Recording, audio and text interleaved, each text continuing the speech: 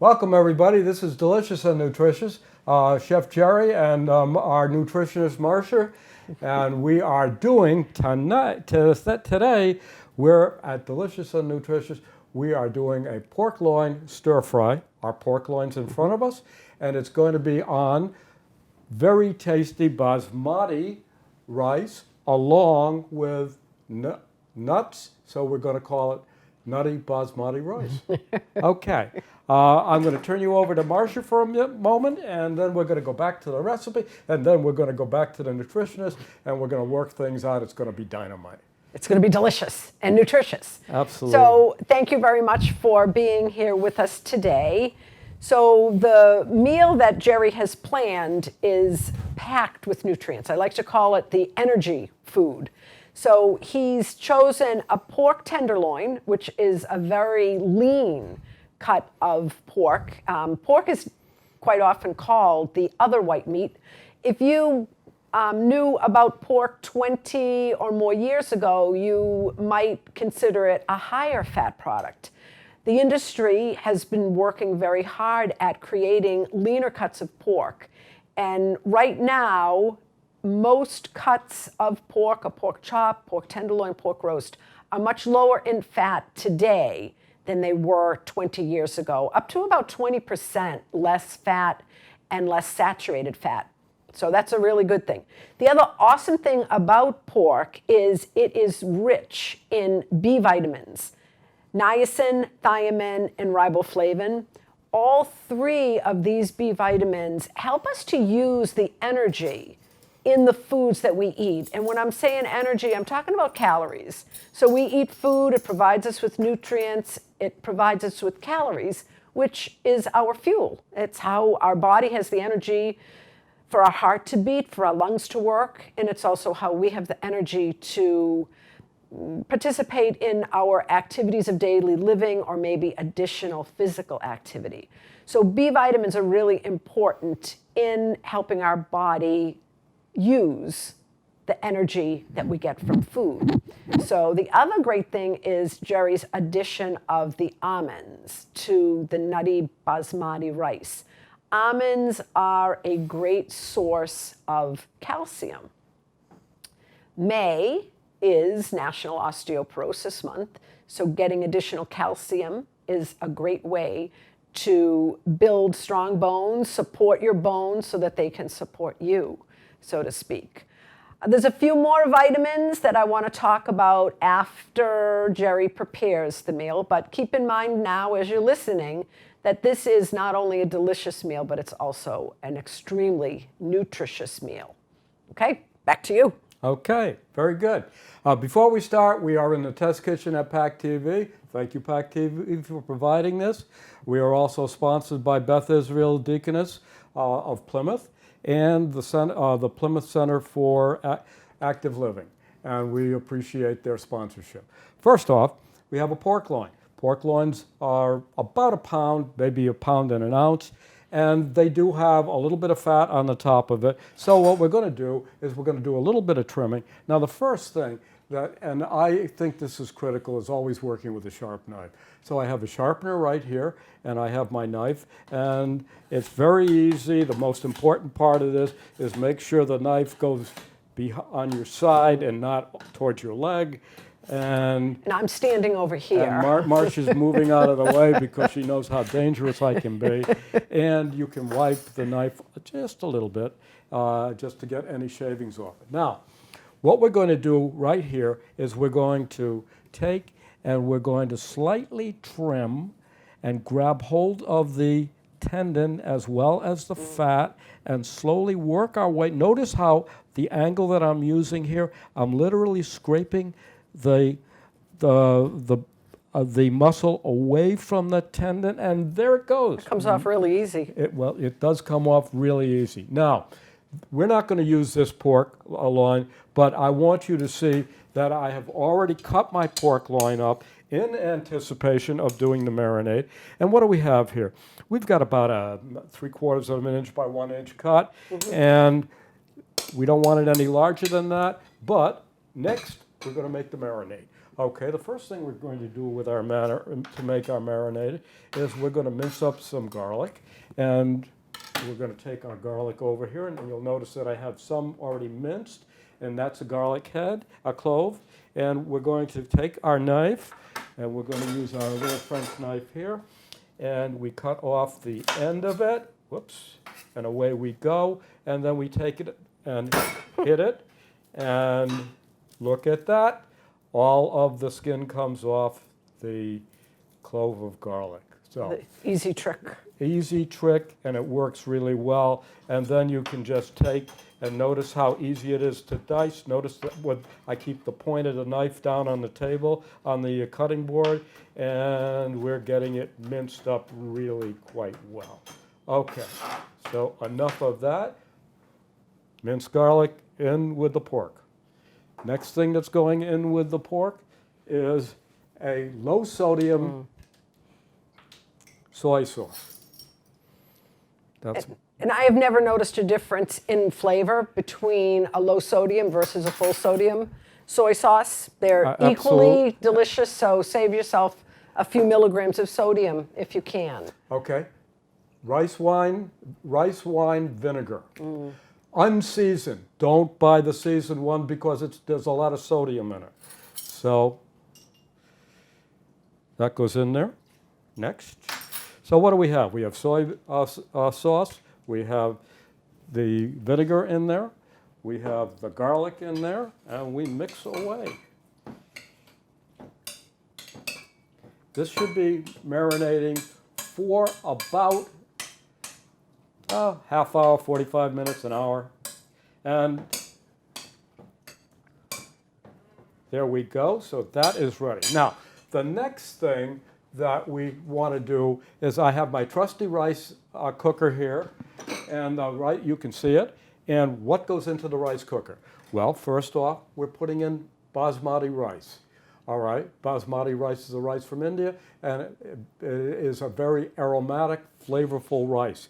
It has a wonderful smell to it, and we have slivered almonds. These are delicious. And if you really want to jack this up a little bit, take the slivered almonds and put them in a dry saute pan over the heat and just shake them around until you get a little color on them. Makes them even better.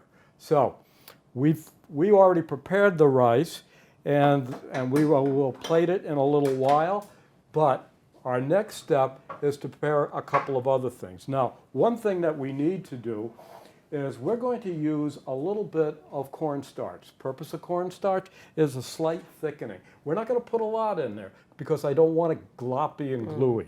So I already put my cornstarch in here. I added a tablespoon of water. The cornstarch that you're putting in here is 1 tablespoon. And so now we just stir it gently here. And if it sits for a while, it gets thick, but it also goes back into suspension if you just stir it. There it goes. Look at that. Amazing.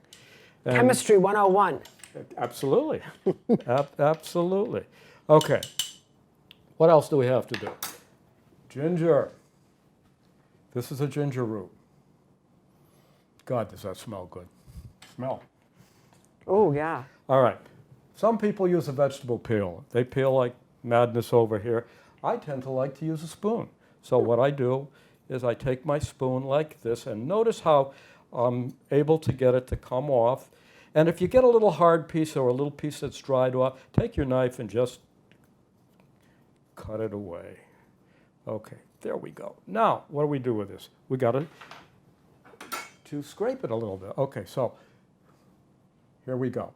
Nice little device, and it's great for doing it with ginger, or you can do carrots, you can do just basically anything. Hold it in your hand, and then slowly work it up and down like this, and lo and behold, right here, we're getting ginger. And you'll notice, you'll see the scraping here. Now, there are other ways of doing it. You can use what is called a microplane, but I happen to like this thing. So we do have our ginger right here, and that ginger is going to go in when we start the actual stir frying. Next thing we would have done would be to red bell peppers, sweet red bell peppers only, 1/4 inch by 1/4 inch, fine, clean out the seeds. And one of my favorite things is snow peas and sugar snaps. And these things are amazingly good. You'll notice that I cut them in half. Why? Because it gives me more distribution in the pan. All right. And broccoli florets, I cut the stems off. Don't throw the stems away. They're wonderful in soup. Just chop them up. Or if you want to put them into the stir fry, you take them and you put them in with the onions at the same time, and the stems will get nice and soft with a pile of flavor. And the final thing is minced onion.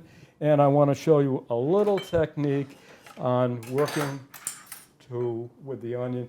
You've got the skin on, so you pull the skin off. And now, with this, we take our French chef knife, and notice that I'm cutting along the bottom here, and then I'm making another one about 1/4 of an inch higher, and then another one about 1/4 of an inch higher, and then finally this one. And then I'm going to hold it together, and I'm going to point my knife down, and then I'm going to go down and cut and cut and cut and cut and cut, and then slice like this. Look at that. And look at that. Look at the mince. Yeah, beautiful mince. Isn't that's dynamite?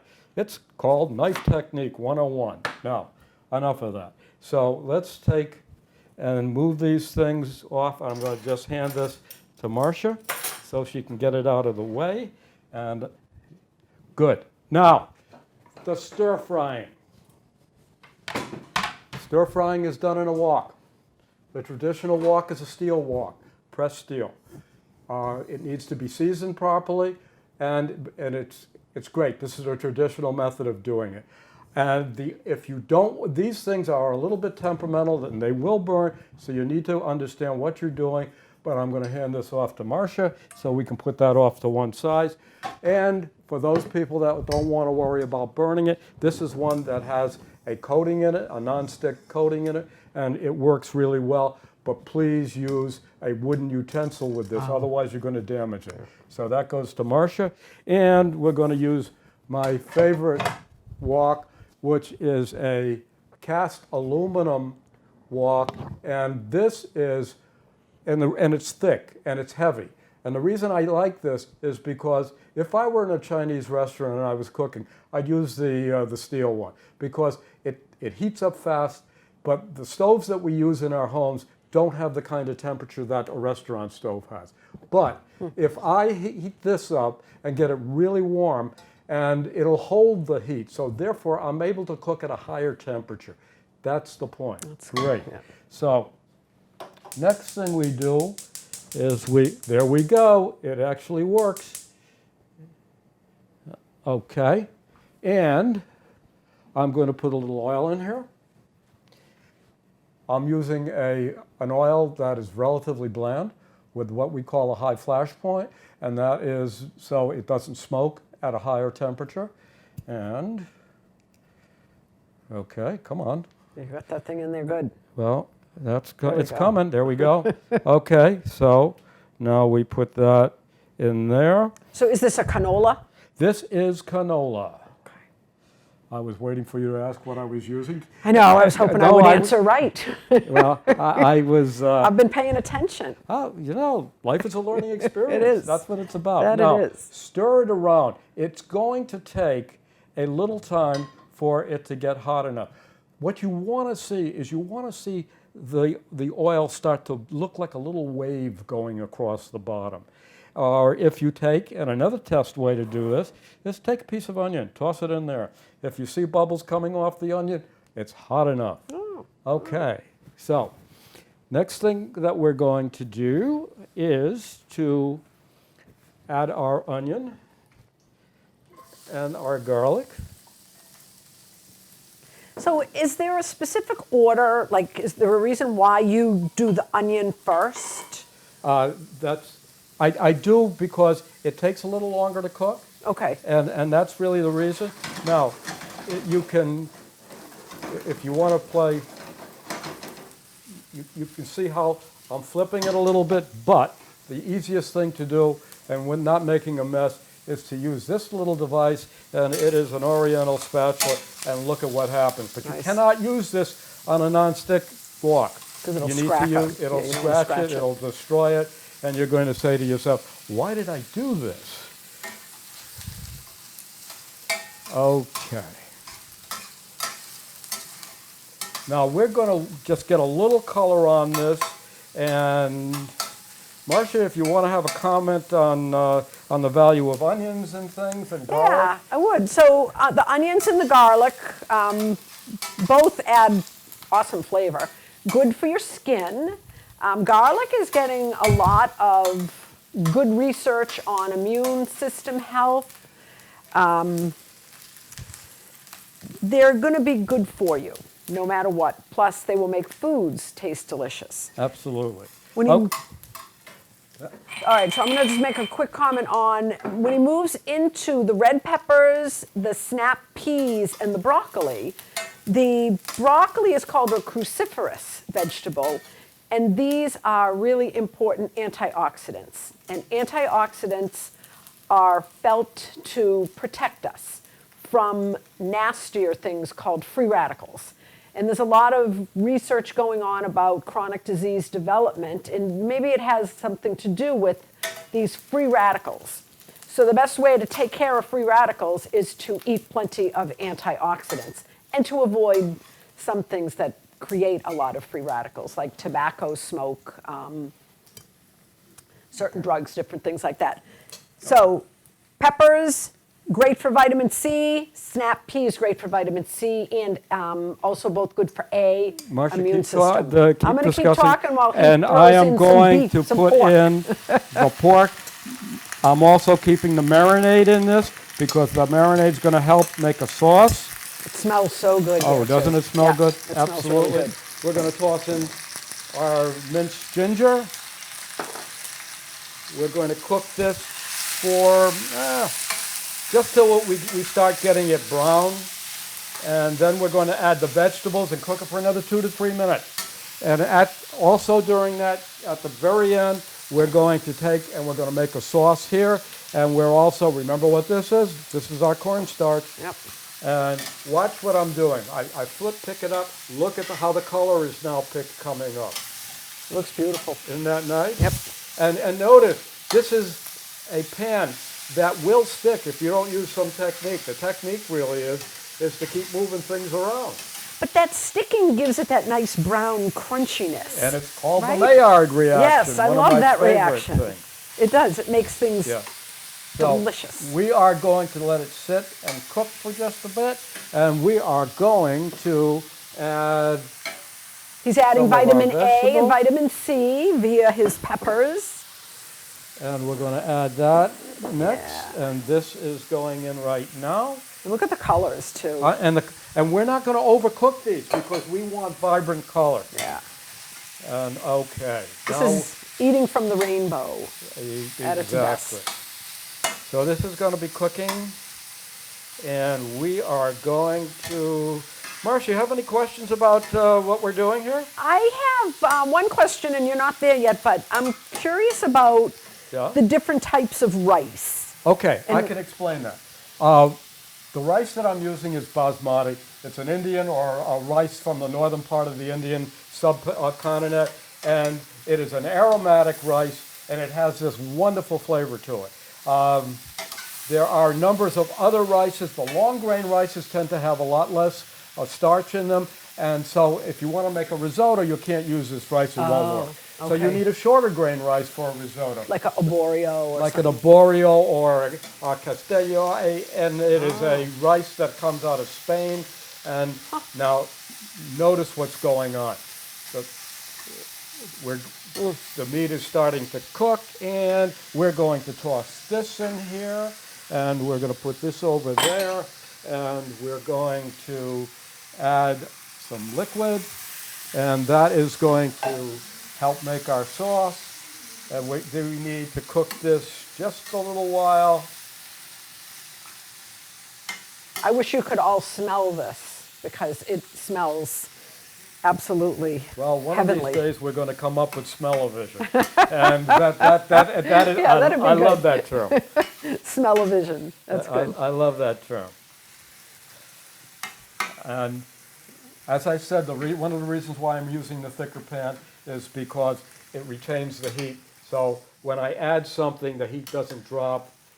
And Okay, it's cooking very quickly too. well, that's what we want. This is a very easy meal. Yes, it is. And the best part of this meal is you don't cook anything until everything is sliced, diced, minced, whatever you have to do with it. And then it goes into, and then it's all in one batch. You put it in, and it just cooks amazingly quick. And you can see how that there's very little time, and I love the French word mise en place. So the only thing that we haven't done here is we haven't put in our sauce, our thickener. So we're going to put in our thickener, and I am going to take this off the heat as soon as I put it in, because I don't want it to thicken too much. And there we go there, and we're going to let it mix it just a little bit, and we're turning the heat off, and we're going to bring it over to this one, and so it's Beautiful. and we're going to let it sit, for maybe 30 or 40 seconds. But you'll notice that as it's sitting, it will start to thicken a little bit. And how do we serve this? Well, we serve it Over rice. over rice. So we're going to get our rice over here and take it out, and we'll put it on there. And we're going to get our Chinese bowl with a little rice pattern on it, which I dearly love. And take this here, and we're going to add some rice. Look at this rice. Look at how nice and fluffy yeah, it is. yeah. And it's not gooey, it's not sticking together. Not at all. That's the reason why we're using this type The of... basmati. Yes. So would a jasmine be like a basmati? Jasmine would be exactly like that. Okay. It would be perfect to use. And what we finish is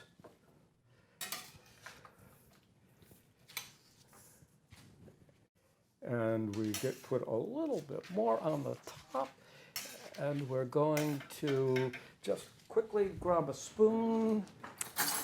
And So this recipe comes in under 400 calories, using about half a cup, 3/4 of a cup of cooked rice, and about the same amount of the vegetable pork mixture. So a very worthy meal from a nutrient density standpoint. Lots of nutrients without a lot of calories. It's also the type of meal that will give you a lot of satiety. You'll eat it and you'll feel full, you'll feel comfortable. well, that is our show. Yeah. And we have a look. Look how beautiful that is. Look how beautiful Yeah. it is. And thank you for saying that. And the point really is that we eat with our eyes, our nose, and our mouth in that order. So we look at it and it says, my God, look at how green those things are, and how nicely the color on the pork looks. And that's what we're trying to do here. So, if we had, I would normally eat this with chopsticks, but you can use a spoon or yeah. you can use a fork, and that's what it's about. We thank you, and we hope you enjoyed our show, and please come back and see us. This is Delicious and Nutritious with Chef Jerry and our nutritionist Marcia, and we're thrilled that you're watching our show. If Thank you'd- you. if Have a you'd- good day. And if you'd like a copy of this recipe, you can go to healthyplymouth.org. Have a great day. Eat well.